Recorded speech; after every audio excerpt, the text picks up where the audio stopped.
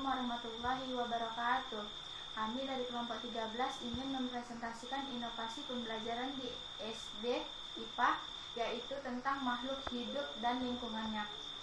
KD kami yaitu 3.5 menganalisis hubungan antar komponen ekosistem dan jaring-jaring makanan, dan 4.5 membuat karya tentang konsep jaring-jaring makanan dalam suatu ekosistem. Di sini saya akan membahas sedikit tentang jaring-jaring makanan. Sebelum kita membahas tentang jaring-jaring makanan, kita akan membahas terlebih dahulu rantai makanan.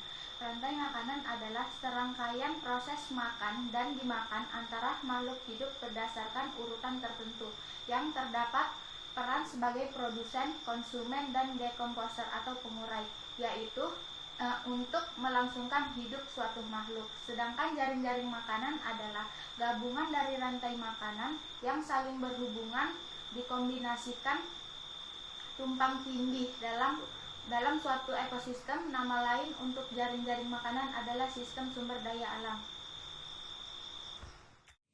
Assalamualaikum warahmatullahi wabarakatuh. Saya akan melanjutkan presentasi dari teman saya. Di sini saya akan menjelaskan tentang contoh-contoh jaring-jaring makanan. Yang pertama itu ada contoh jaring-jaring makanan di darat. Contohnya itu seekor tupai bisa memakan beragam jenis makanan seperti biji-bijian dan buah-buahan. Tupai tersebut juga bisa dimakan oleh rubah. Nah, kemudian rubah itu juga tidak hanya memakan tupai, tapi juga bisa memakan tikus. Yang kedua ada contoh jaring-jaring makanan di laut. Di sini ada seperti zooplankton bisa dimakan oleh fitoplankton. Zooplankton itu sendiri bisa dimakan oleh gurita, salmon, udang, atau makhluk lainnya. Gurita, salmon, udang, dan makhluk lainnya kemudian dimakan oleh hiu. Nah, kemudian hiu itu mati dan kemudian diuraikan oleh bakteri yang ada di laut. Yang ketiga ada contoh jaring-jaring makanan di sawah. Nah, contohnya itu ada padi sebagai produsen. Nah, padinya sebagai produsen kemudian dimakan oleh ulat dan belalang. Nah, kemudian ulat atau belalang itu dimakan oleh tikus.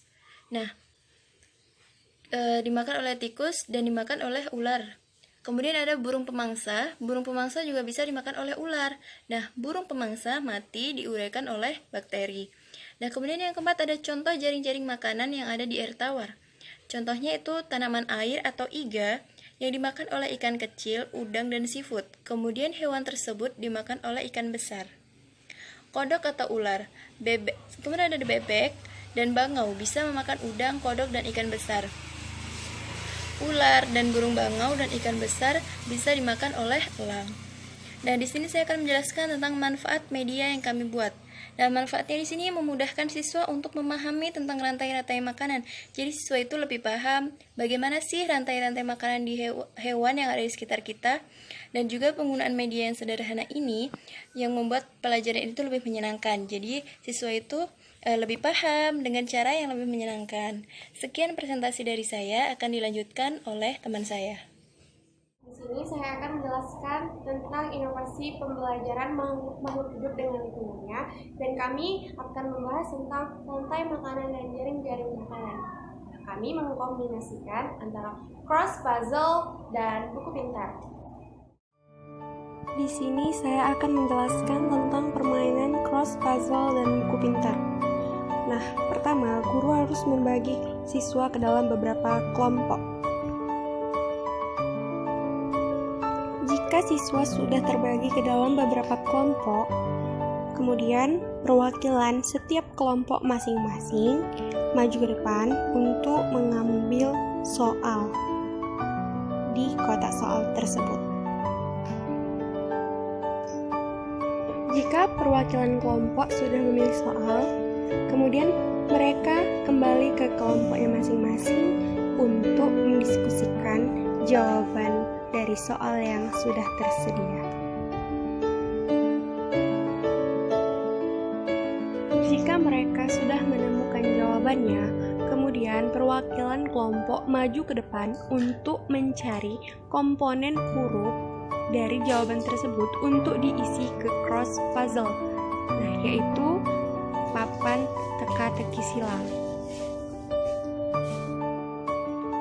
Jika salah satu dari mereka sudah berhasil untuk mengisi komponen huruf dari jawaban mereka, kemudian lanjut untuk untuk mengambil gambar yang akan diisi ke buku pintar. Kemudian, gambar tersebut diisi ke buku pintar sesuai dengan petunjuk yang ada.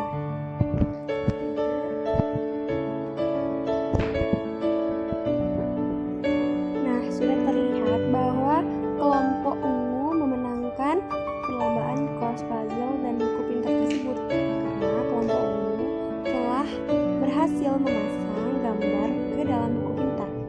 Kemudian, perwakilan kelompok ungu mengambil hadiah di kotak hadiah dan mereka adalah pemenangnya. Siapa cepat, dia dapat.